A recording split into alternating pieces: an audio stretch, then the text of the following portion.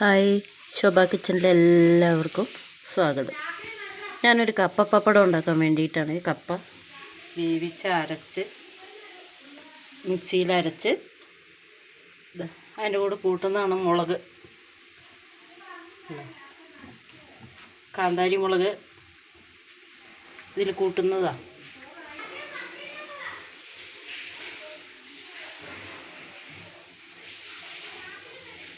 കപ്പ നല്ലോണം വേവിച്ചെടുക്കുക, എന്നിട്ട് മിക്സിയിൽ അരയ്ക്കുക. പച്ചമുളക്, കാന്താരി, ഉള്ളി, ജീരകം, കാന്താരി മുളകാണ് അരയ്ക്കുന്നത്. ഇത്ര സാധനങ്ങൾ നല്ലോണം അരയ്ക്കുക, എന്നിട്ട് ഇതുപോലെ മിക്സ് ചെയ്യുക. കപ്പ മിക്സിയിൽ അരച്ചെടുക്കുക, എന്നിട്ട് ഇത് പരത്തി വെയിലത്ത് വെക്കണം. ആണ് കപ്പ പപ്പടം. നമുക്ക് എല്ലാവരും ഷെയർ ചെയ്യുക, സപ്പോർട്ട് ചെയ്യുക, ലൈക്ക് ചെയ്യുക, സബ്സ്ക്രൈബ് ചെയ്യുക.